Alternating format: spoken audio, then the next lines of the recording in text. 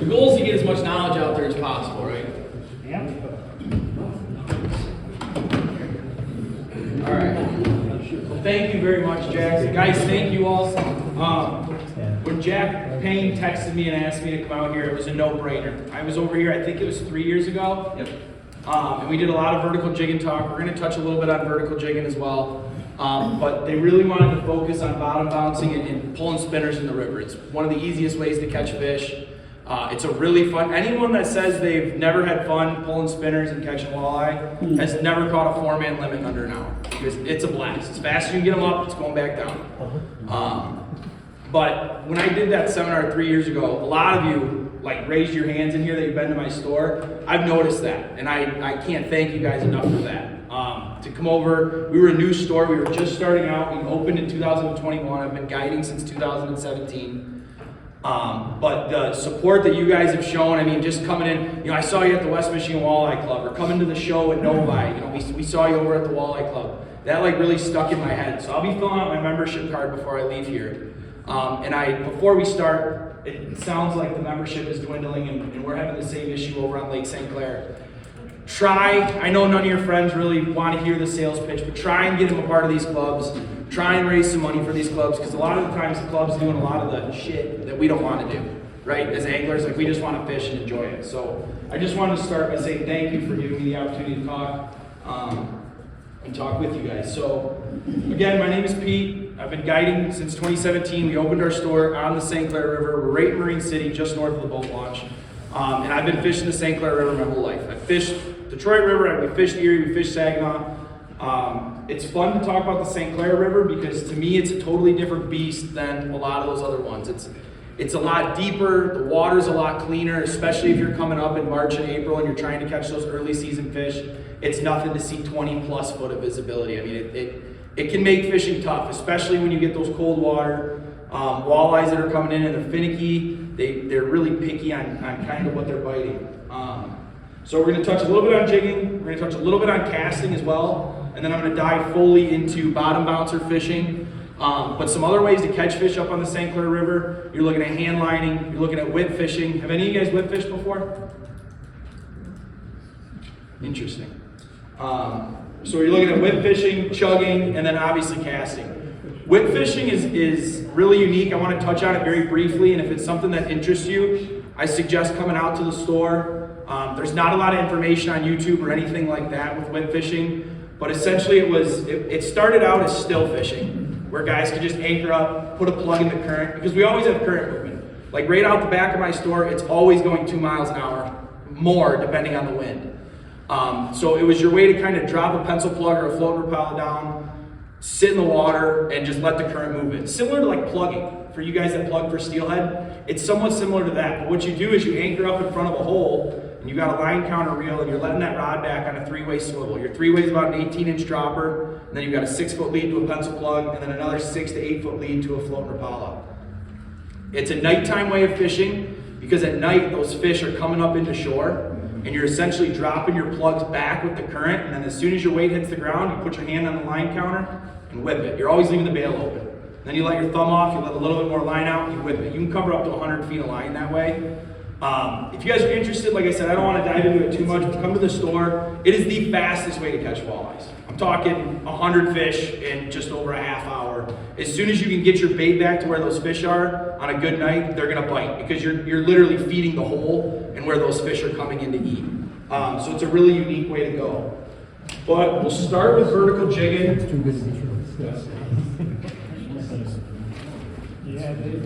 I'll start with vertical jigging, guys. Again, our river is deep, our river is fast, and like anything in vertical jigging, the number one objective is boat control.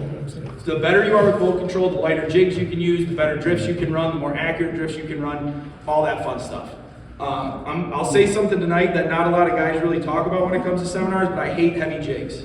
I can't stand the 1.5 ounce, 1.25 ounces, even 1 ounce. If you look at my box of jigs here, I don't even have a 1 ounce jig in my box. All my clients run 3/4 ounce. Personally, I always run 5/8 to a 1/2 ounce. The reason being is it's very hard to find, you know, a good rod that serves its purpose when you're jigging an 1.5 ounce jig or an 1.25 ounce jig.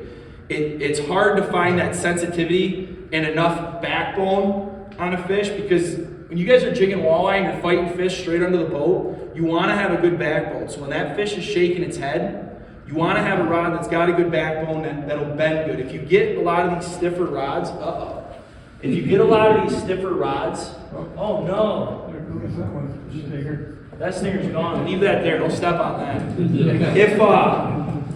If you have a rod that's too stiff, you're going to notice that you're losing a lot of fish. You're going to lose a lot of fish on that hook setter halfway up, because when they go to shake their head, the rod isn't doing its job. And your braided line can only do so much, right? Braided line doesn't stretch. Fluoro will stretch a little bit, mono will stretch, but your braid's not going to stretch. So I like using a lighter jig because I get a better action out of my rod, and I also feel like I have a little bit more sensitivity. I can feel a fish a little bit better with lighter weight as opposed to a big cannonball just plummeting into the ground. When we're running our rigs, I'm using 8 to 10 pound braid. I'm tying a 6-foot fluorocarbon lead. Eventually it gets cut down because you're always snagging. A 3/4 ounce jig is what's on this one right here. And then I've got one of our Hook One jigging minnows. Any 3.5 to 4 inch fluke tail, paddle tail, plastic. I mean, I think as time goes on, I think we're starting to see more and more baits that work, right? Like it always started out with Bunker City plastics. And now there's hundreds of options out there, and I think it's important to really look into that, because, you know, when we designed our plastic, we wanted to design it with a little bit more of a floppy tail. So nothing against Bunker City, but there's a lot of baits that are a little bit softer. The reason is in cold water, or especially when you're fishing for those bigger fish, the current is actually going to move this tail. I barely have to move this bait for this bait to move and look like a natural fish, whereas like a more stiff plastic isn't going to move quite as well. Does that make a difference all the time? No. A lot of times, especially when we're all going out fishing and having a good time, it's April and there's a million fish in the river and it seems like you can throw down a bottle cap and catch them. But when we do these talks and when you're really thinking about rigging your equipment and how you do things, you wanna equip it like you're fishing for that 10%, right? Because that's when you're gonna catch your biggest fish. That's when you're gonna have some of your best days. That's when some guys aren't gonna be doing nearly as well, and some guys are gonna be doing really good. It's those guys that cater to those, you know, the finicky fish, because the aggressive fish aren't always gonna be firing on all cylinders. Stinger hooks are a must in the spring, and a lot of the times we tip with minnows. That's why I got this little chunk of plastic on here, but a lot of times you just take a minnow, hook it through the chin, and tip it with a minnow when it's colder. As soon as that water starts warming up a little bit, you know, you're looking up as it's getting up into the upper 40s, you really don't have to worry about it as much. The fish seem to get a lot more aggressive, so you don't need to tip as much with the live bait. Now, over on our side where the water's a little more clear, live bait can really be your friend. So as those guys kind of move away from minnows and we get into the summer, they really start relying on night crawlers. Just a little chunk of night crawler on your hook behind the plastic. I don't know if it's the scent, I don't know if it's the sight. I mean, I would assume it's the scent. You're not gonna see a little chunk of minnow, but they're gonna pick that natural scent up. But you can get a lot more bites that way, especially when that water's super clean. You'll also get gobies jumping on your jigs, but that's a problem for another day. Those are usually pretty good bait. I wanted to keep it quick with vertical jigging just because that's really what I touched on, and I know a lot of you guys probably do that often. I know that's probably a subject that's touched on a lot. Does anyone have any questions before we slide over to casting? Are you running barrel swivels or are you tying direct? I like to tie direct, specifically because clients love busting that top eyelid out if you have barrel swivels. So a lot of the times I tie direct.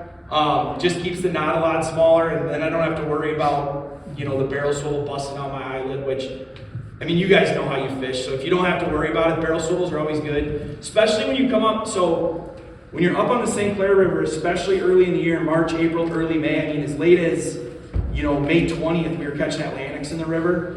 When you do get a salmon on this stuff and you tie direct, you'll notice a lot of your line will get kind of twirled up. Usually it's the cohos that'll do it, because the cohos love to spin. Steelhead will do it too. Yeah, so the barrel swivel will help you a little bit from that, but if you don't mind a little bit of line twist, or you just get white line, then you don't even notice. Yeah.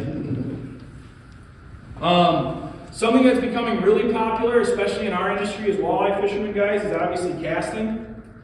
Casting is a very effective way to target fish in a river system. As long as you know the current and the current breaks and all that fun stuff. Because if you're out in the St. Clair River and you're in 35 foot of water and you're bombing casts out, you know, you're not gonna have much luck. It's just, there's too much water, your boat's moving too fast, the current's moving too fast. But if you can find spots that you can find current breaks, so, I mean, you could try and fish right out back of the shop, for example, because for those of you who've been to the shop, you know the blue water comes in, it meets that brown water there from our tributary that dumps in, and that seawall creates an eddy or a current break. Those places, or a lot of the docks, a lot of the ferry docks, what else? A lot of the, down on our river, we have a lot of the pilings that'll protect docks from a lot of the ice flows. A lot of those will create little pockets where you can actually cast and pitch for these fish. And you can cast an assortment of baits. I've got a 3/8 ounce rattle jig here with one of our paddle tails. You can cast blade baits, you can cast ripping wraps, you can cast jigging wraps, really any bait that you can get out to these fish. And a lot of it's going to depend on the year. As you get more into summer and into the fall, the more aggressive baits are going to work. But casting fish in a river can be a really, really effective way to target those fish, especially early in the morning and late at night. So we all know, obviously, walleyes, as the sun comes up, they don't react nearly like they do in low light conditions. In our river, they shoot out deep because the water, again, is so clean. That light penetration, it's nothing to be fishing 35, 40 foot of water. So in that instance, we're not going to be casting a ton. But in the spring, when you get heavy rains and those tribs are dumping mud, it's very hard, and a lot of times, this is in the Detroit River too, after a while, a fish feels the boat. If you're fishing in 12 to 15 foot of water and you're continuously fishing in 12 to 15 foot of water and there's another 5, 6, 7, 100 boats in your drift, whatever it is, okay, those fish are gonna feel that pressure. But if you set yourself off a little bit, right? Like if I want to drift where the back row is and everyone's driving their boats right over those fish's head, go back to that spot. Let that spot cool down. Let it cool down. The very big misconception is that those fish aren't going to bite during the middle of the day. On my charters, typically one of our best bite windows is from 10:30 to 12. Because all the locals have left the water, right? All the locals are gone, all the traffic is gone. Those fish have a second to kind of chill out. So you can go back to those spots, and instead of bringing the boat over them, you can simply use your side scan 2D. If you have live scope, obviously you can use that. But side scan can be some of your best friends in a river system, especially when you're looking for those spots to cast. And with casting, I like to obviously use a longer rod. This is a 7'2" medium light, but I like to use a little bit longer rod because I want more leverage. If I'm able to cast that farther out or more accurate, when I set the hook, I want more leverage. I want more backbone. I just want more rod in general. So I'll use typically a longer rod. You can get away with shorter rods, especially if you've got, like that jigging rod's a 6'2". You can use that for casting. I wouldn't suggest casting anything sub 6 foot. You'll catch fish on it. I'm not saying you won't, but it's not as effective. It's not as, useful, I guess. These long rods make it a little bit easier. But the biggest thing with casting, and if you really want to kind of dial in a casting bite, just to do something different, I mean, that's what a lot of us want to do, right, is something different. It's always fun to go out there and catch fish. I'm not going to say it's not. But to be able to go out there and do something different, to me, having a rod in your hand is the way to go. Which is funny why I'm going to talk about bottom bouncing next. But having a rod in your hand is the way to go. So definitely keep an eye, like if you can find dirty water, if you can find those current breaks, if you can find, shallow where it drops off, especially in the spring, you guys, that's where those big ones are typically spawning. And then once they spawn, they're going to shoot out into deeper water. But a lot of times you'll find them up shallow. So before we dive all the way into bottom bouncing, do we have any questions on cast? Is that a mag rod? Yes, it is. That looked like one. Yeah, I run a lot of them. Do you typically run that look like a slightly lighter jig? Is Yes. it typical for casting no lighter than vertical? Yes. And actually, that brings up a really good point that I missed. So I use a lighter jig. That one's a 3/8 ounce. You can downsize to a half. You can go all the way down to a quarter, depending how shallow the water you're fishing. The biggest thing in a current, and the biggest thing in a river system, which makes casting so effective, like I mentioned, are those current breaks. So as you're retrieving your jig, you're going to cast upstream, and you're going to retrieve your jig. As your jig is coming back to you, it's also going to be, cruising downstream like natural bait would. It's usually when your line mends and your bait, your line's going to be ahead of it, your bait's going to be here, your rod's going to be here. When that bait snaps back, and then it starts coming back in that slack current is where a lot of your bites are coming from. So you want to use a lighter jig to allow that current to push it down the river. You don't want it to just kind of settle in one spot. Especially when we were younger, we would just tie a 1 ounce jig on and just start chucking. Because why not? And fish would bite it. They absolutely would. But you snag a lot more, you catch bottom a lot more, you're in the weeds a lot more. So once you start to lighten up your jig, you can really be effective. And guys, in a river system, you gotta be on the bottom. You gotta be on the bottom. That current is gonna push fish down to the bottom, so you've gotta be down on the bottom. You've gotta have a jig. You don't have to be bouncing off the bottom, but if you're retrieving, you don't wanna be more than a foot off the bottom. The fish will chase, but 9 times out of 10, they want an easy meal. And the reason those fish are sitting where they're sitting, because like we talk to a lot of divers, we've got a lot of film at the bait shop of divers. Those fish are sitting right behind rocks. They're sitting in the littlest divots. Your graph will barely even pick them up. But those fish are sitting there because there's no current right there laying down on the bottom like that. So as they lay there and the bait goes over top of them, then they're opportunistic and they're just biting that bait. It's not like they're swimming miles. Like in a lake, Lake St. Clair, we find these fish are very pelagic at times. They're just chasing weed beds and they're chasing bait. In the river, they wait for it to come to them. It's gonna come to them at 2 miles an hour. So now we're gonna talk about bottom bouncing. And there's 3 big ways that you can bottom bounce. The most traditional way that I see a lot of the times is trolling downstream. Put your trolling motor in the water. I should ask first, how many of you guys in here pulled spinners before, whether it's Detroit River, St. Clair River, whatever? A vast majority, beautiful. Do most of you guys typically troll downstream? Trolling motor downstream, faster than the current? Yes. Okay, that's one way to do it. Another way to do it that we especially notice with a lot of our locals, or a lot of the people that are in the area that just want to catch walleyes, is drift fishing. Super simple to drift fish. You don't even need a trolling motor. I see a lot of 22-foot sea ray cuddy cabins drift fishing, and they have a blast. All you're gonna do is let the current take you. You're gonna let the current take you downstream, and you're gonna just downsize your weight. We're gonna get all into the weights and everything here in a second. But on this rod here, I've got 1.5 ounce weight, and all you do is downsize your weight because you don't need anything that's super special. You're essentially going as fast as the current. What a lot of guys don't realize, and what the biggest misconception to me is, what the heck's going on here? The biggest misconception that we always run into is guys that are like, you have to stick your bait over the side of the boat to see if the lure's spinning. Please don't do that. Because when the bait gets down to the bottom in the river system, when it's up towards the top, the current's running a lot faster. When your bait gets down towards the bottom and your crawler harness hits the bottom,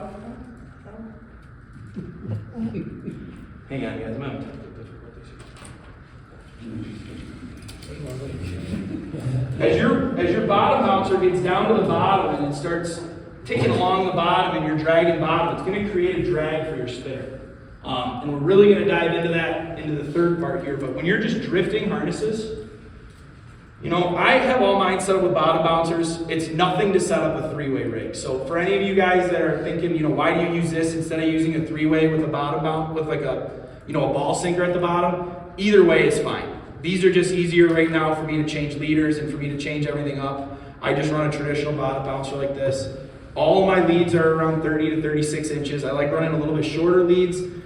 I'll run longer leads when I'm running along weed beds or anything like that to try and get that bait up off the bottom. But a lot of times I like running things close. I think it mostly relies back on the charter situation just because it's easier to net fish and keep fish with customers and all that.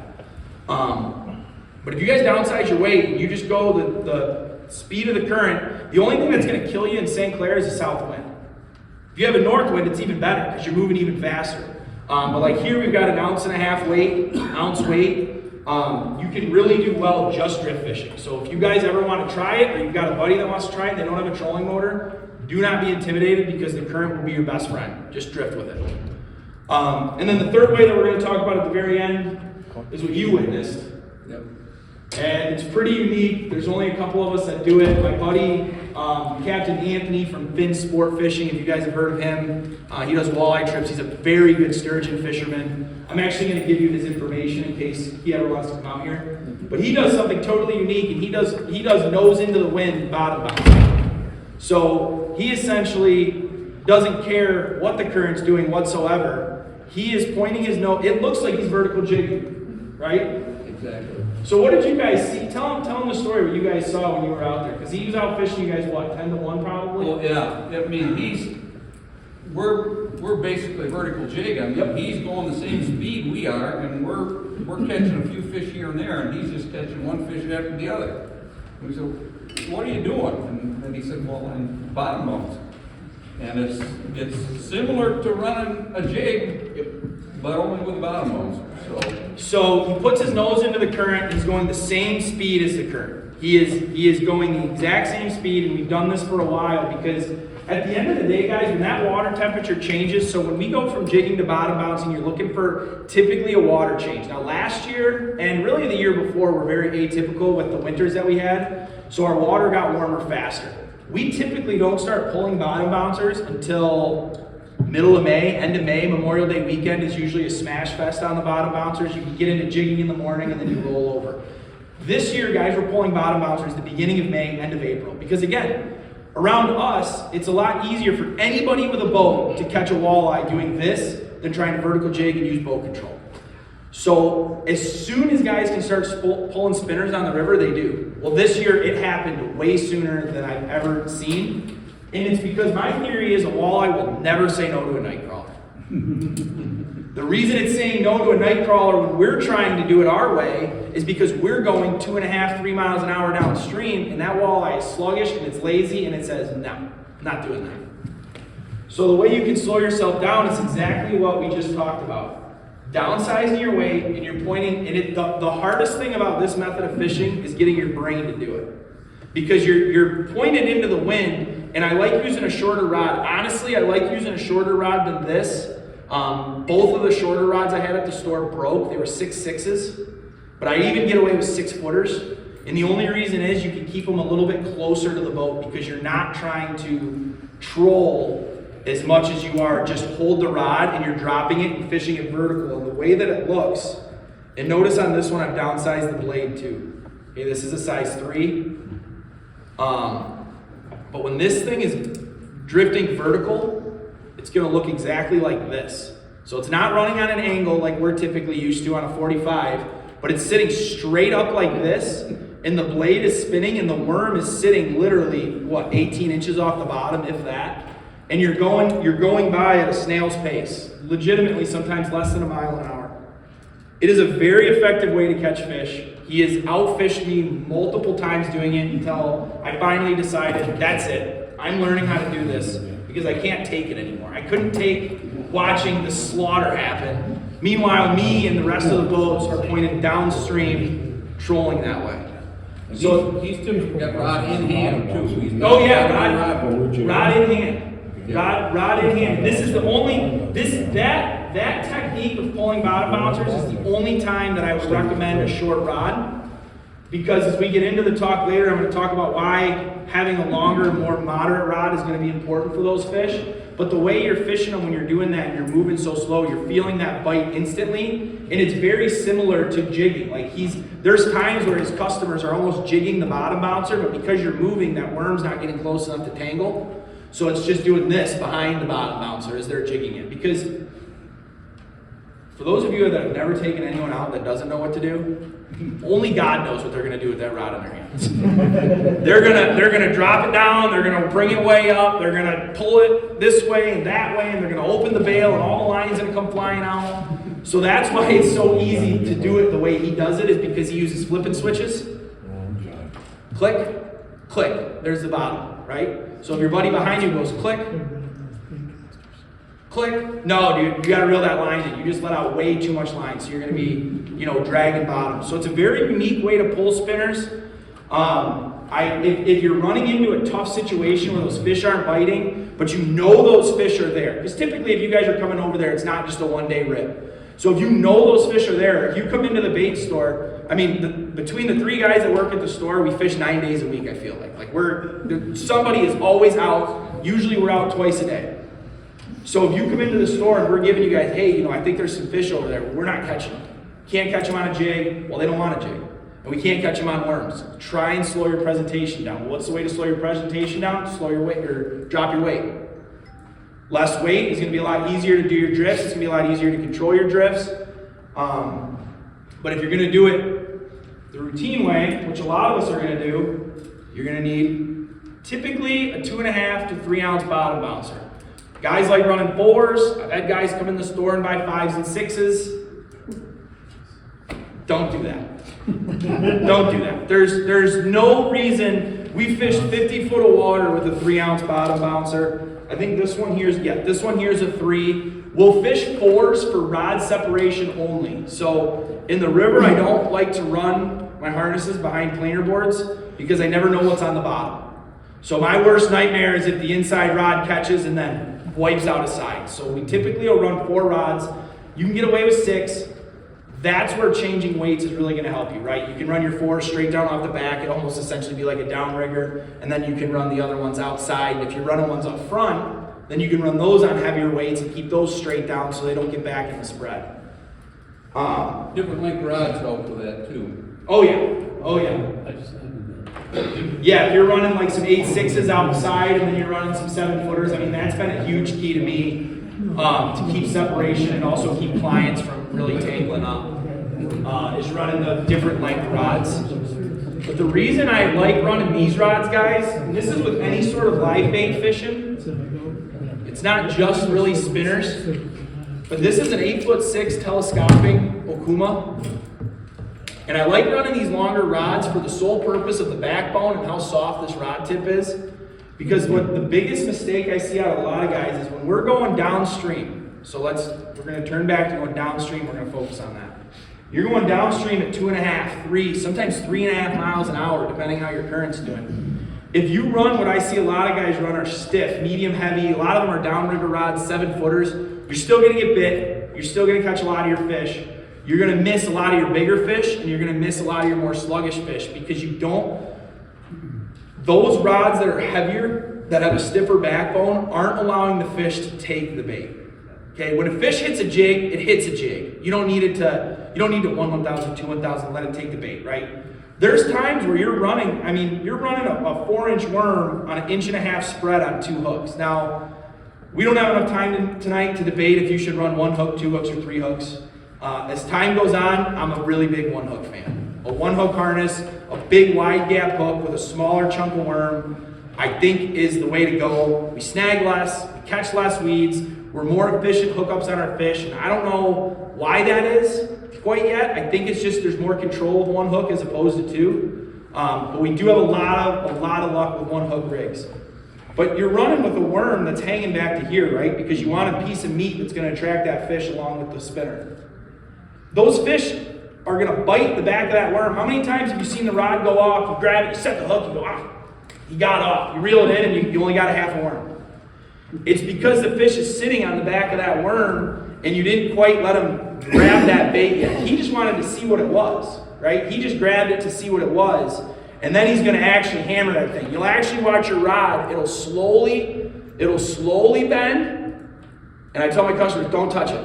And then it'll go, now it's on. As soon as you see those head shakes happening, it's on. Because it could load up like this and you could be dragging that guy on the back of the worm and he ain't even close to the hook. He's still 1.5 inches, 2 inches away from the hook. And you're just dragging him. And as soon as you set the hook, you're gonna lose that worm and you're gonna lose that fish. So the reason I like to use a longer rod with a lot more moderate action is specifically because the bend that you can get on this thing, and you can really let a fish take it. And it's also nice when you snag.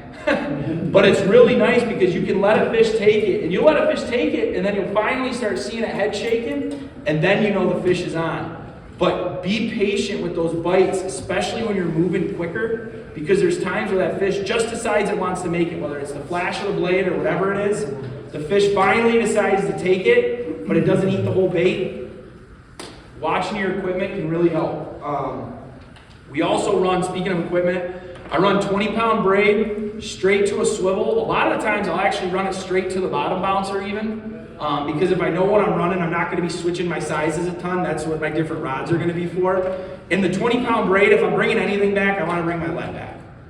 Odds are you're not going to be bringing this back. It's just on a 20-pound fluorocarbon. If you guys tie your own lines, 20-pound fluorocarbon works out really well. Fluorocarbon works better than mono. It's more abrasion resistant. So it literally won't get tore up as much when it's going through rocks or when it's going through logs. Monofilament will get tore up. Berkeley XT is a little better, but like a good fluorocarbon is really hard to beat for that stuff. What about opening your bail? When you see that fish, gotta grab that bait? Yeah, man, feed them. Yeah. Feed them, you're saying? Yeah. Yeah, so it's never gonna hurt. If he takes the whole worm, dropping that back is never gonna hurt because you know what I mean? If he doesn't bite, he doesn't bite. But if you watch that fish take and you watch your rod set, you go to pull it and there's no fish there, as soon as you can, you open that bail and you just let the line fly out. Let it go. Because once that line gets out, you tighten it back up and you drag it back through. Because who knows, there might have been 2 or 3 fish down there. The fish that you stung might not want to bite it, but his 2 buddies are trying to figure out what the hell just happened. And now they're going to bite that bait that comes through. And we've had that happen a lot of times where you have a bite, you'll feel a bite, especially if you're a rod and hand guy. You'll be just sitting there trolling and you'll feel that bite. And then, oh, he popped off. Feed it to him. Feed it to him. Get it back down to him. Same thing, I mean, we run into the same thing jigging too, right? You drop the jig, a fish hits it, you set the hook, and instead of reeling up right away to see what happened, you drop it right back down. Because a lot of times that lead and that bait that flies in front of that fish's face, it's in its DNA. It's in its biology. It's not something that the fish chooses to do. It's going to do it, right? It's a reaction strike. They're going to bite it. So that's a really good point, to feed the fish and send it back to him. If he doesn't bite, he doesn't bite. You're going to know right away when you drag back through there, right? And another thing on that note, for me, guys, is line angle. We could talk about speed, and we could talk about controlling your drifts. We could talk about all that. But if you go fish in Port Huron, it's going to be a lot different than if you're fishing in Marine City. Your speed. So for me to sit up here and tell you guys we're looking for 2.5, we're looking for 2.6, we're looking for 2.8, I'm legitimately lying to you.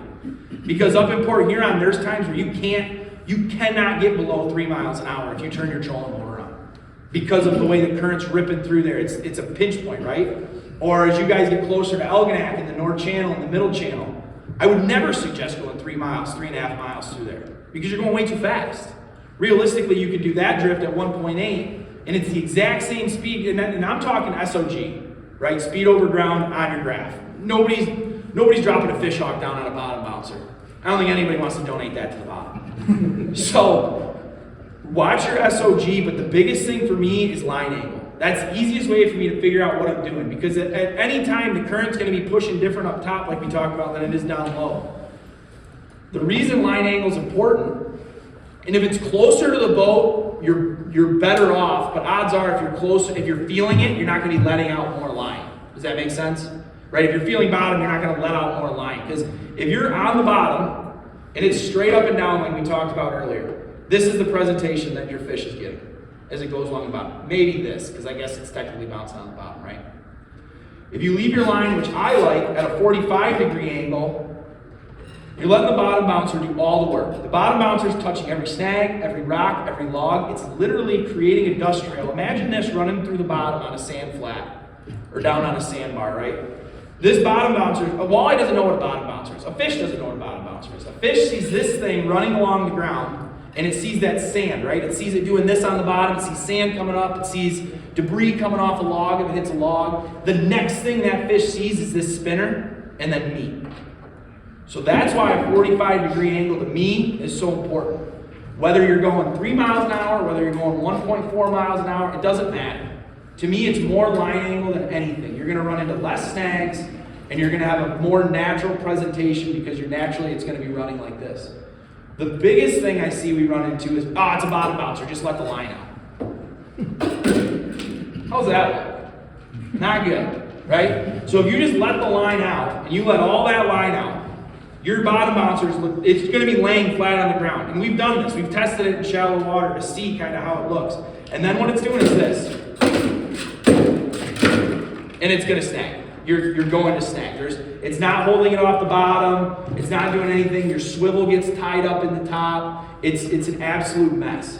So that's why when guys come in and it's like, how fast? Well, if you come into the store and you ask me how fast I was going yesterday, easy. I'll be able to tell you that. I'll be able to tell you what the conditions are today, and I'll let you know. But if you come into me and you say, hey, how fast should I be going? Well, typically, I will say from the power plant, because when you get above the power plant, you run into more of a, for those of you that are familiar with the river, When you get above the power plant, you run into a stronger current up above the power plant, in between St. Clair and the power plant. From the power plant all the way down, past Beardsley's, past the Harson's Island Ferry. When you get past the Harson's Island Ferry, it'll start to slow down a little bit. But all the way down, 2.5, 2.6, 2.8 is a great starting point.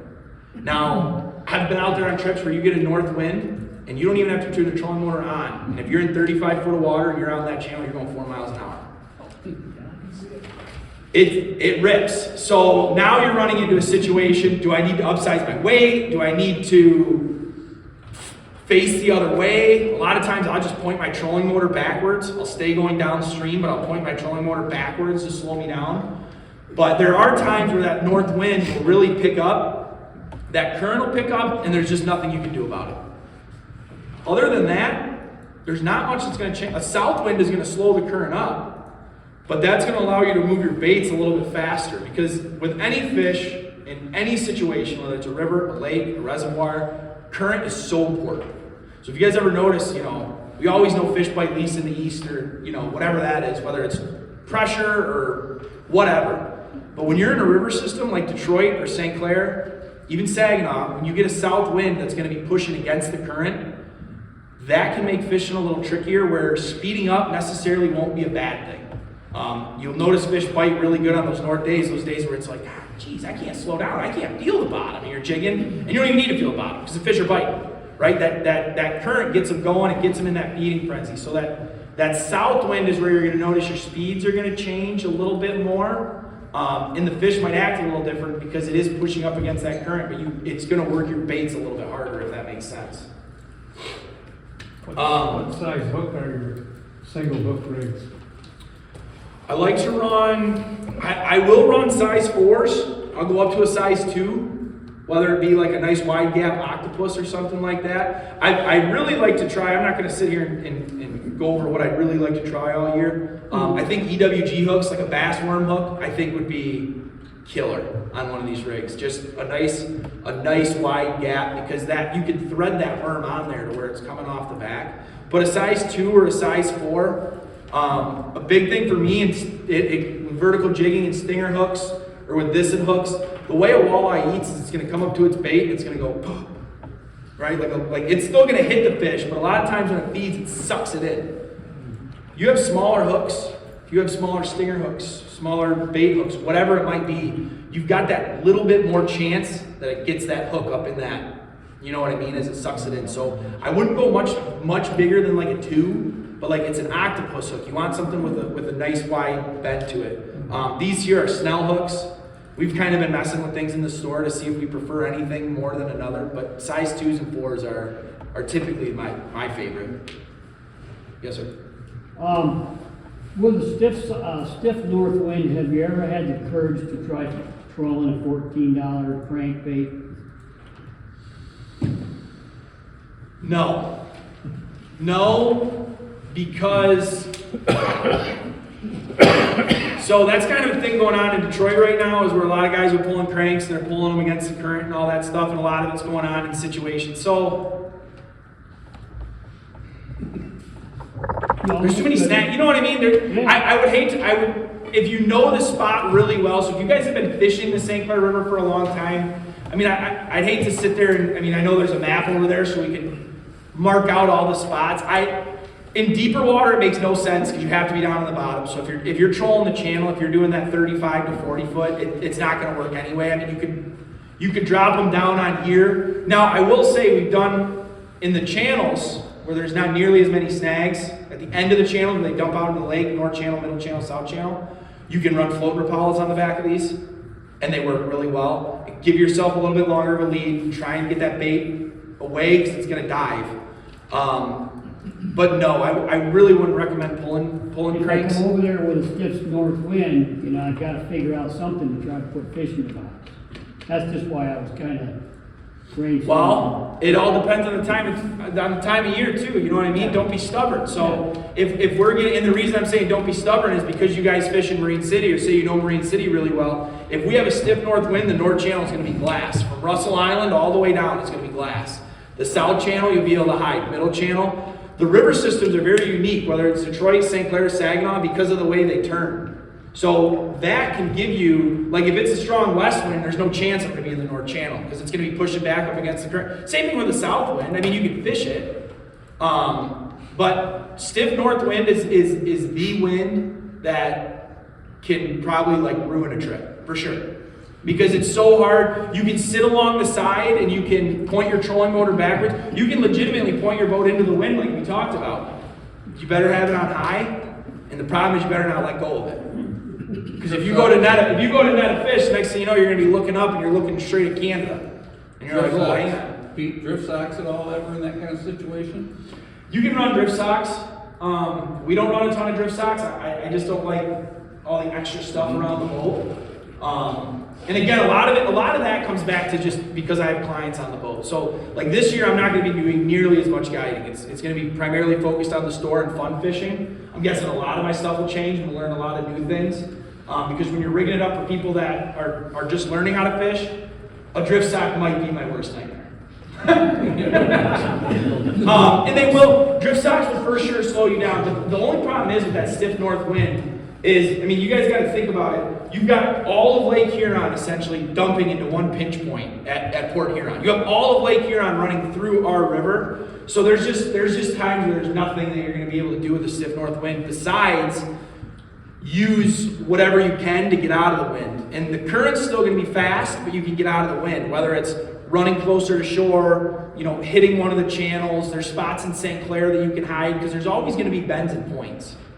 But that's probably the one thing that you're really going to run into is it's just hard to slow yourself down. And then back on the point of going too slow, guys, the only way you know you're going to go too slow doing this is if you keep loading up with gobies. It's the only way. Because the walleye are going to bite. Whether that worm is on the bottom, whether that worm is trolling off the top, whether the spinner's spinning, the walleyes are typically going to bite. If you're running into a goby problem, that's when you're going too slow. So if you come over and you're like, man, I just can't keep the gobies off my hook. I don't know what's going on. Speed up.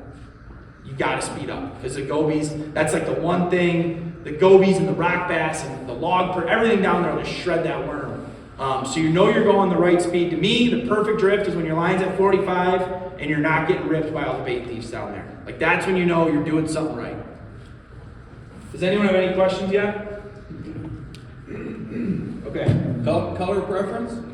Do you have color Beat me preference to it. on your spinner? Yeah. Oh, okay. You beat me to it. So again, guys, a lot of the times the water is super clean where we're at, so you're going to run into a lot of natural baits. Whether you're vertical jigging or you're pulling spinners, you're looking at a lot of your natural baits, whether it's your blue and chromes, your black and silvers.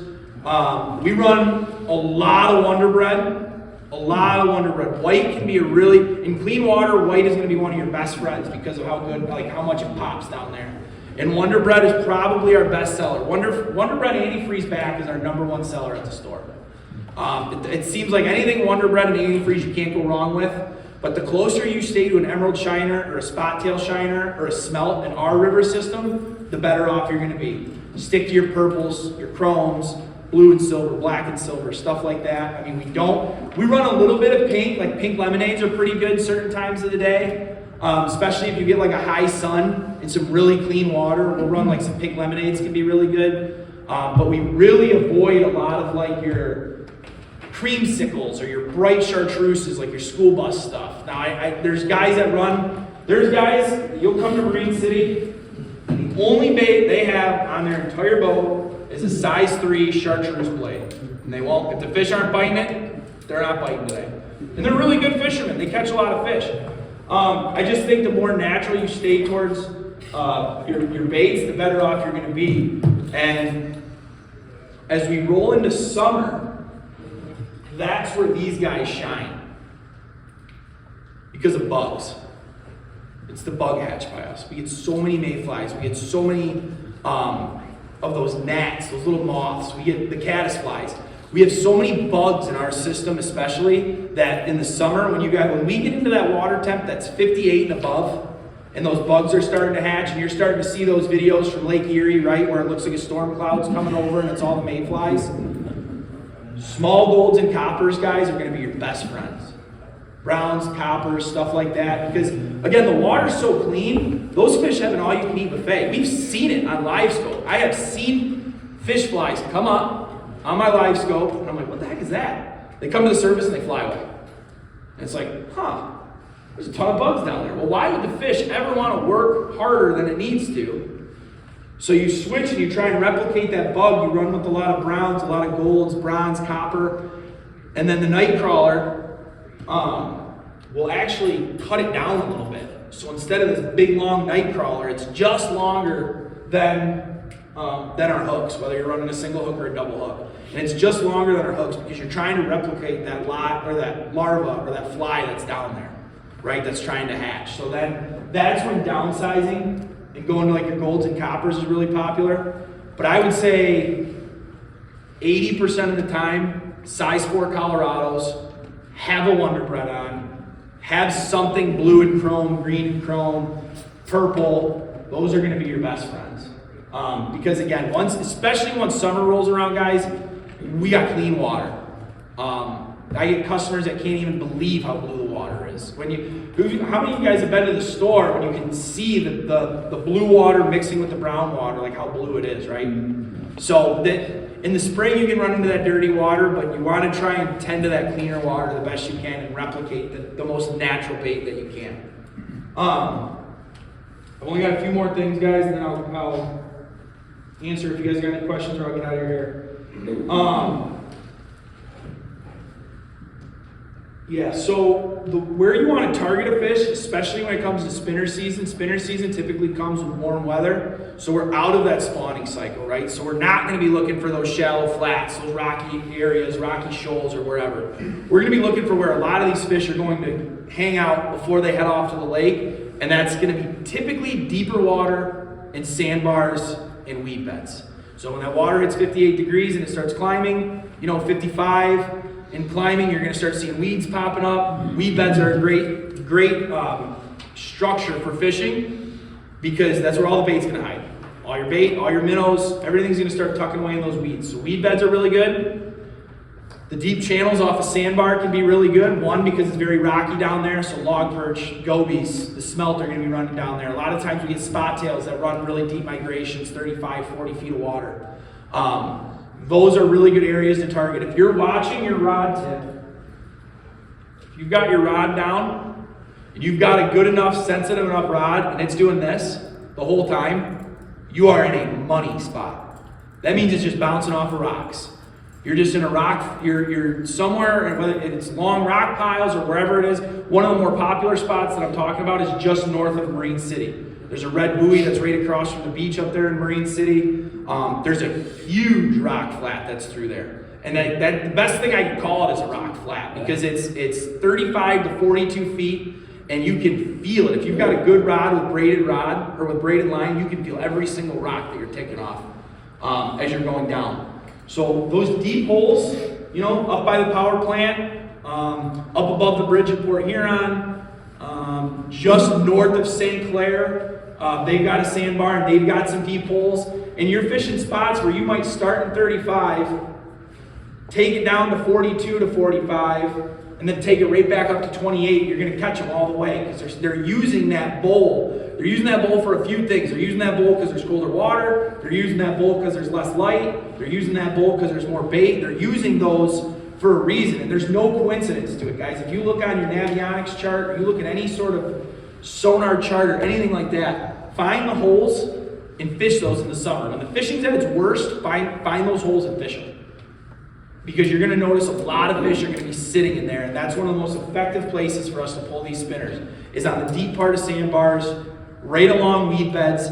See, it's so much different than fishing a lake when it comes to weed beds, because with a lake, you can kind of control your depth, where in the river, you don't have as much freedom as that, because the current's pushing your baits.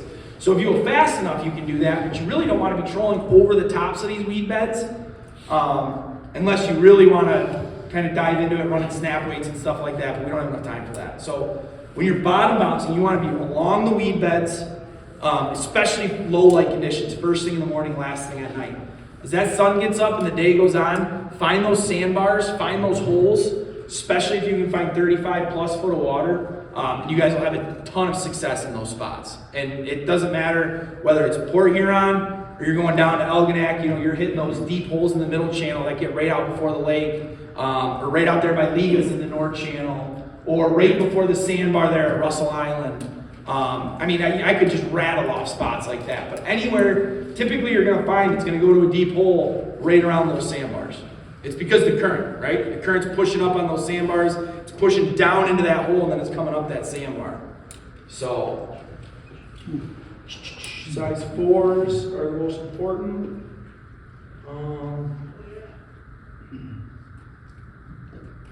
That is about it, guys, as far as where to fish them, how to fish them, most common things like that. I wanted to leave some time at the very end in case you guys did have any questions specific to how you fish or how you like to fish or like to try it. It doesn't have to be just on bottom bouncers, but is there anything that I didn't hit that you guys would really like to touch on?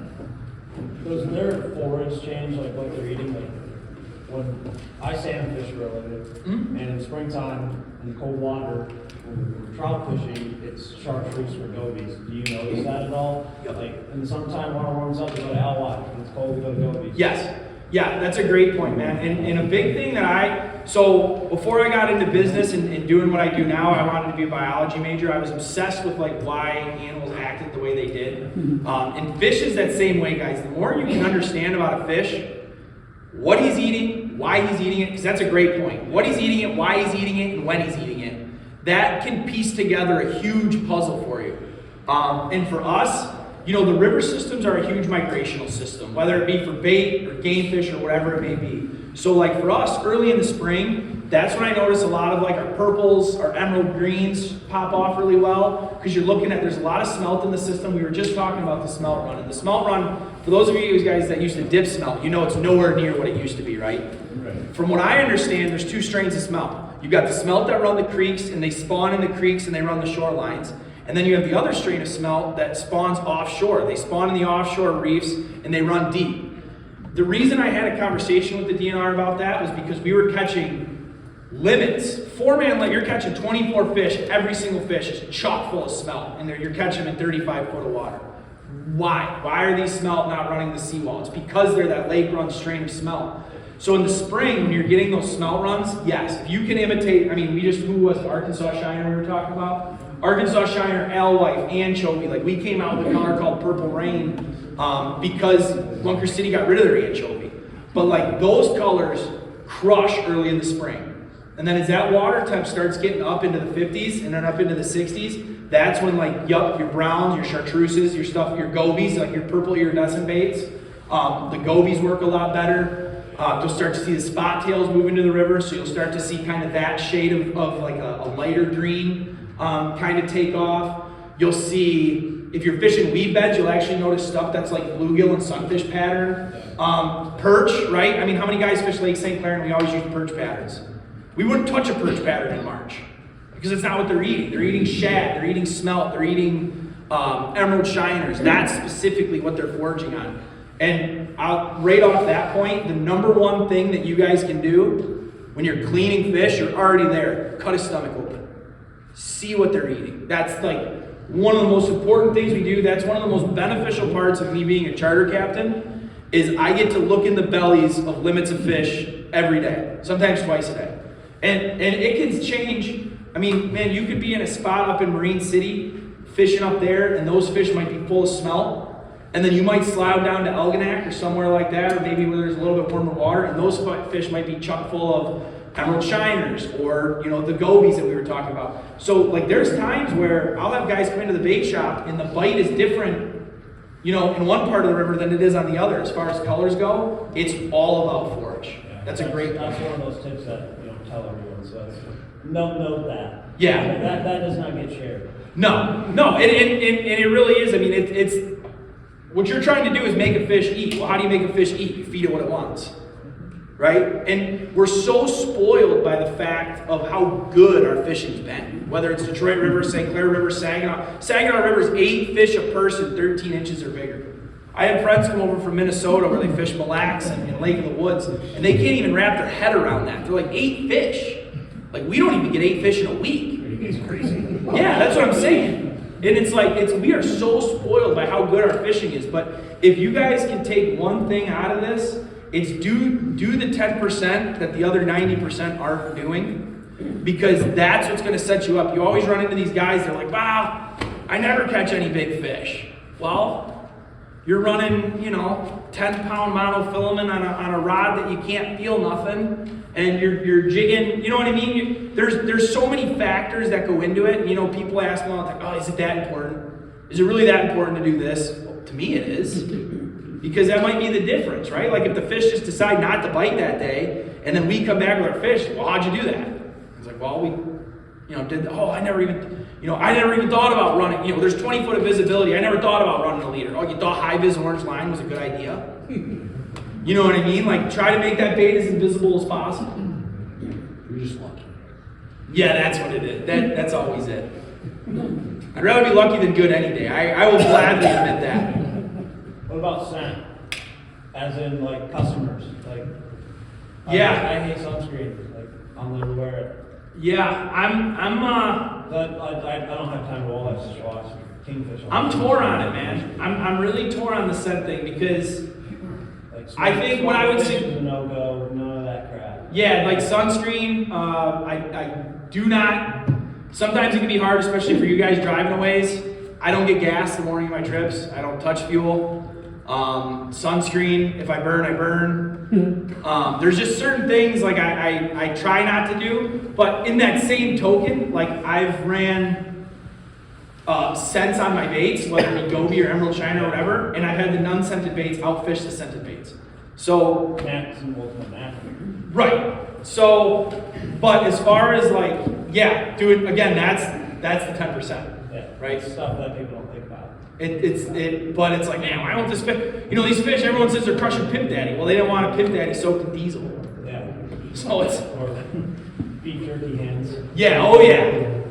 Yeah, we'll run into that a lot. That's a big reason why I like to handle, like when I handle the worms, I'll handle a lot of the baits. Because I've already got the guts and everything on my hands. I'm the only one that touches it. Yeah.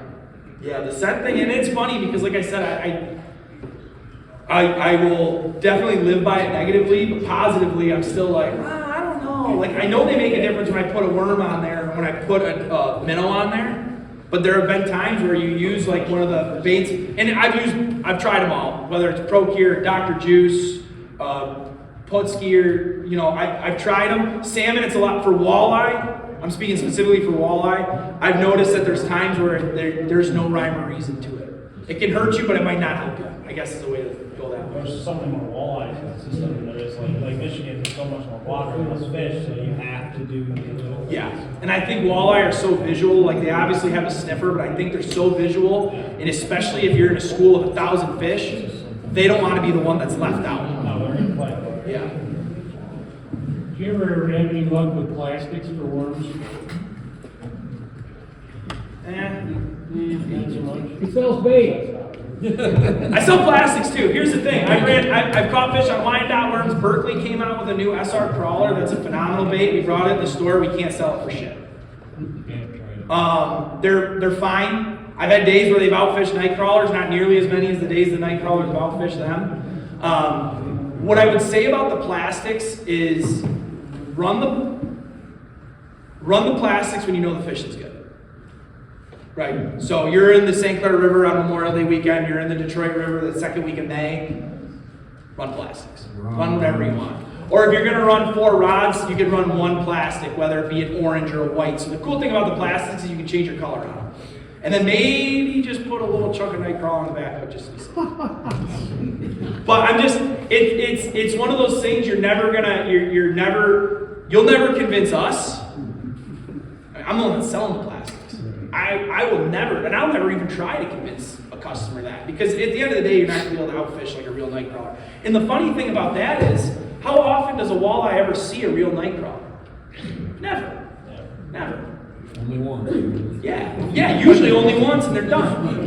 Right? Unless the one guy's living at the bottom of the hill and all the night crawlers are getting washed in from the rain. Like, we always joke about that in the bait store all the time. Guys come in and they're like, oh, they'll never bite a plat. They never see these. I'm like, well, they never see a night crawler either. It just looks like a bug or it looks like a freshwater eel. I don't think we don't realize how much bait is truly down there as far as bugs and freshwater eels and that stuff that we never see. There's a lot of that down there. And there's some cool videos on YouTube that you can like watch the underwater footage, but yeah, the plastics work, they're fine. At the end of the day, have night crawlers. I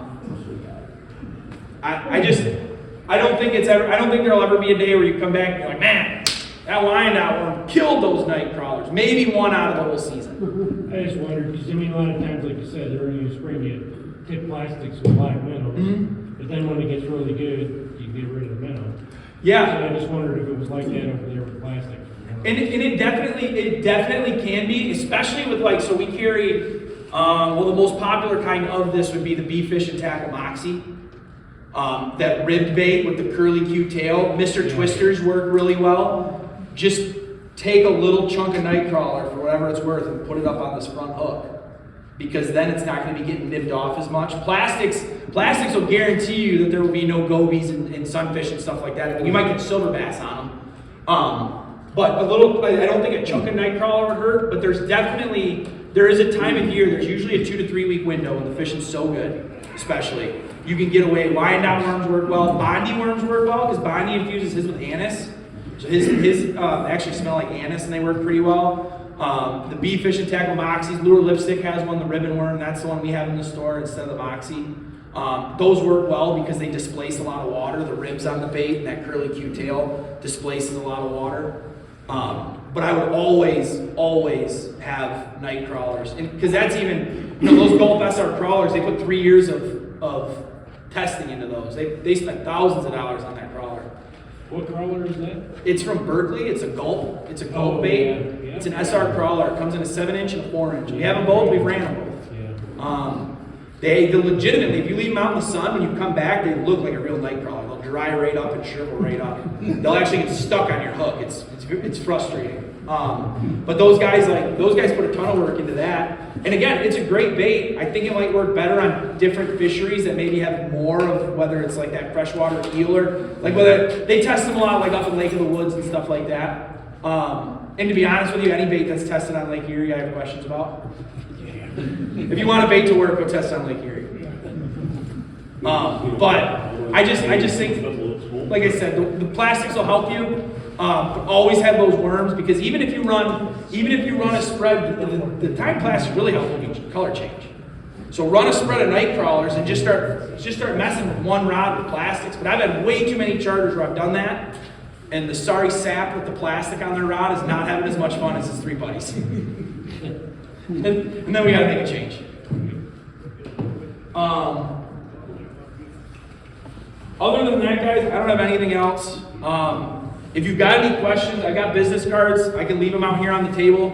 You can find us on Facebook and Instagram. You can literally message us at any time of the day and come straight to my phone. How do I see that thing? The podcast. That'll come up on YouTube. Oh. I'll mention that in 1 second. I just want to make sure that you guys can get a hold of us. You can call the bait store.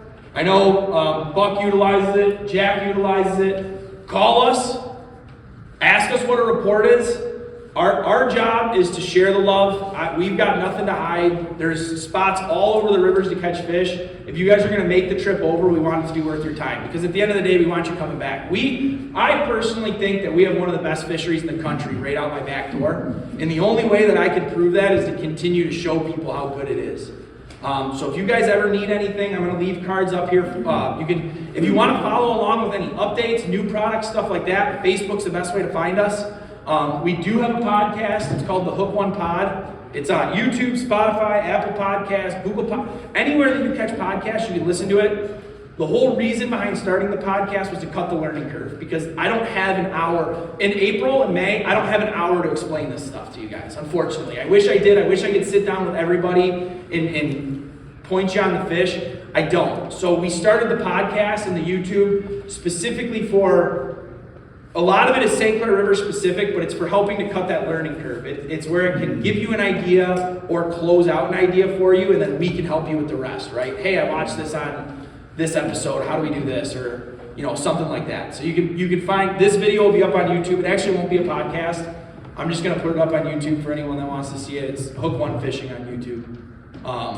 And we, like I said, we don't do much. It's all, this spring I want to get into fishing reports, tackle talk, all the nerdy shit that nobody cares about, that I care about. So that's what'll be on there. Hey Pete, as we get older, the minnow buckets are getting heavier and heavier and heavier. It's really nice to get minnows in a bucket with water in it off your dock. Right from the dock to the boat. And I would always, if you're launching, truck and then right, if you're launching in Marine City, that lot there only has 48 slips. So I always recommend launching first. For those of you guys that have been to the store, it's in a different, it's off like a side road in a weird little spot. They tore down those houses across the street. So it looks beautiful. But it's kind of hard to get to with a truck. I do not recommend pulling a boat in the parking lot. You can park right on the street if you show up. But launch your boat and then just pull up to our dock. I've got 80 foot of frontage. I've got spiles and I've got ladders and cleats in every single section. So you literally just pull up, walk in, give you your bait, you'll be on your way. We got the fishing report. We got a whiteboard in the back. We've got a fishing report. It's always up on the whiteboard. It's got water temp, weather forecast for the day, colors that they're hitting, whether it's in jigs or crawler harnesses or whatever. And then we've always got YouTube going on in there, whether it's us or someone else. That's it, guys. I guess the last thing before you take it over is again, thank you so much for letting me come out, talk to you about fishing, talk to you a little bit about our business. Hopefully I can be as helpful to you guys as you guys are to us in our business, and spread the word about the club, because even if they can't come to the meetings, how much is this meeting for? $35. Yeah, so it's even cheaper than Lake St. Clair, I think. I think St. Clair, no, I think they're the same. So just any money that even comes back to the club, guys, it's super important. I see there are younger guys in here, which is really good to see, right? A lot of times you don't want to, you got to see younger guys because they're going to carry this on.